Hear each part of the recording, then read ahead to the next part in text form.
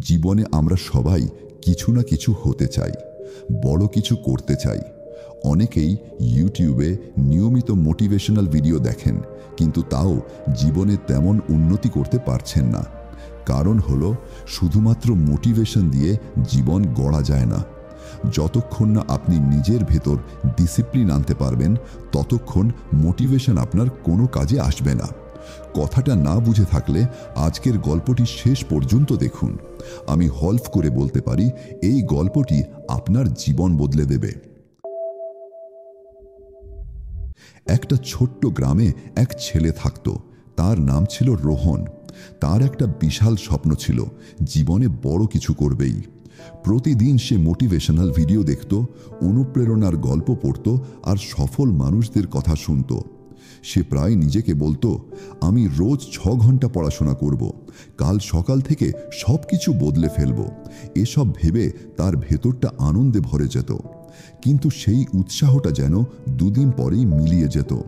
আবার সেই পুরনো আলসেমি আর টাল বাহানায় ফিরে যেত সে। এভাবে বারবার চেষ্টা করে ব্যর্থ হয়ে যাওয়াটা রোহনকে ভীষণ হতাশ করে তুলছিল। একদিন তার বন্ধু করণের সঙ্গে তার দেখা হলো।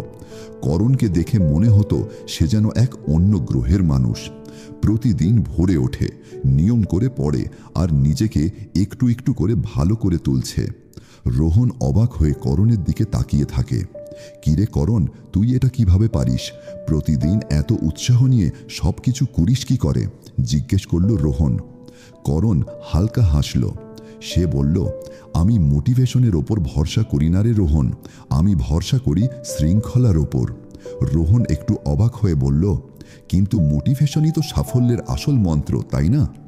করণ মাথা নাড়িয়ে বলল, চল তোকে আমি একটা জিনিস দেখাই, কাল ভোরে নদীর ধারে আসিস। পরদিন সূর্য ওঠার আগেই রোহন করণের সঙ্গে নদীর ধারে গেল। সেখানে এক বুড়ো জেলে বসেছিল, যার হাত দুটো ছিল শক্ত আর চোখে ছিল অনেক দিনের অভিজ্ঞতার ছাপ। করণ জেলেকে বলল, দাদু, আমাকে যে শৃঙ্খলার গল্পটা শুনিয়েছিলে, ওকেও কি একটু বলবে? জেলে রোহনের দিকে তাকিয়ে হাসলেন। রোহন, এই নদীটা দেখতে পাচ্ছিস? আমি রোজ ঠিক এই সময়টা এখানে আসি। ঠান্ডা, বৃষ্টি বা রোদ যাই হোক না কেন, আমি জাল ফেলি, ধৈর্য ধরে বসে থাকি আর মাছ ধরি। কোনোদিন অনেক মাছ পাই, কোনোদিন কম, আবার কোনোদিন কিছুই পাই না। তবুও আমি আশা বন্ধ করি না। জানিস কেন? রোহন একটু ভেবে বলল, কারণ আপনি মাছ ধরা ভালোবাসেন। জেলে হেসে বললেন, না রে, এটা আমার দায়িত্ব। যদি শুধু মন চাইলে আসতাম, তাহলে রোজ এখানে আসতাম না। আর যদি শুধু ভালো আবহাওয়ার অপেক্ষায় বসে থাকতাম, তাহলে আমার পরিবারে না খেয়ে থাকতে হতো। আমি মোটিভেশনের জন্য অপেক্ষা করি না, আমি ভরসা করি শৃঙ্খলার ওপর। রোহন মন দিয়ে শুনছিল। জেলে আবার বললেন, মোটিভেশন হলো একটা আলোর ঝলকের মতো, এক পলকে জ্বলে আবার নিভে যায়। কিন্তু শৃঙ্খলা হলো একটা আগুনের মতো, যার রোজ একটু একটু করে জ্বলে, পরিস্থিতি যেমনই হোক না কেন। তারপর জেলে পাশের বাঁশ গাছটা দেখিয়ে বললেন, তুই কি কখনো বাঁশ গাছের গল্প শুনেছিস?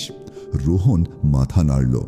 জেলে বললেন, এক চাষি একটা বাঁশের বীজ পুঁতেছিল। রোজ জল দিত, রোদে দিত, যত্ন নিত। কিন্তু 1 বছর কেটে গেল, কোনো খবর নেই। লোকে হাসত, বলতো সময় নষ্ট করছে। 2য় বছরেও কিছু হলো না, 3য় বছরেও না, 4র্থ বছরেও কিছুই না। তবুও সে হাল ছাড়ল না। জেলের চোখে একটা দীপ্তি ফুটে উঠল। তারপর হঠাৎ 5ম বছরে কি হলো জানিস?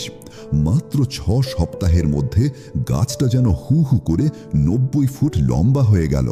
জানিস কেন? রোহনের চোখ বড় বড় হয়ে গেল। কারণ সেই সময়টায় গাছটা মাটির নিচে শেকড় গজাচ্ছিল। জেলে মাথা নাড়লেন। ঠিক ধরেছিস, ওই 4 বছর ধরে গাছটা মাটির নিচে নিজের শেকড়টাকে শক্ত বানাচ্ছিল। যদি চাষি হাল ছেড়ে দিত, তাহলে ও এত বড় গাছ দেখতে পেত না। শৃঙ্খলাও ঠিক তেমনই।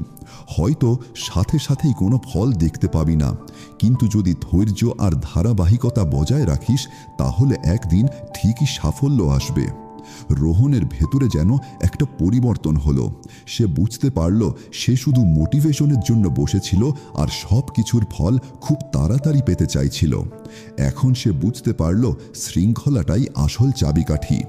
সেই দিন থেকে রোহন মনস্থির করল সে তার জীবনটা এবার সত্যি সত্যি বদলে ফেলবে। মোটিভেশনের অপেক্ষা না করে একটা রুটিন তৈরি করল। যেদিন মন চাইতো না সেদিনও সে পড়াশোনা করেছে, যেদিন ক্লান্ত ছিল সেদিনও শরীরচর্চা করেছে, ঘুম পেত তবুও ভোরে উঠেছে। দিন গড়ালো সপ্তাহে, সপ্তাহে গড়ালো মাসে, মাসে গড়ালো বছরে। ধীরে ধীরে রোহন হয়ে উঠল গ্রামের সবচেয়ে সম্মানিত একজন মানুষ। যখন কেউ ওকে জিজ্ঞেস করত, কিরে তোর সাফল্যের রহস্যটা কি, সে হাসত আর বলতো, মোটিভেশন তো আসে আর যায়, কিন্তু শৃঙ্খলাটাই হলো আসল। ছোট ছোট কাজ রোজ যদি ঠিক করে করে যাওয়া যায় তাহলেই একদিন বড় ফল পাওয়া যায়। সাফল্য মানে এই না যে একবারেই একটা বিশাল কিছু করে ফেললাম, বরং রোজকার ছোট ছোট কাজগুলো নিয়ম করে করাটাই আসল সাফল্য। তাই বলছি, সঠিক সময়ের জন্য অপেক্ষা করো না, আজই শুরু করো। শৃঙ্খলা ধরে রাখো আর দেখবে নিজের ভাগ্য নিজেই গড়ে তুলবে।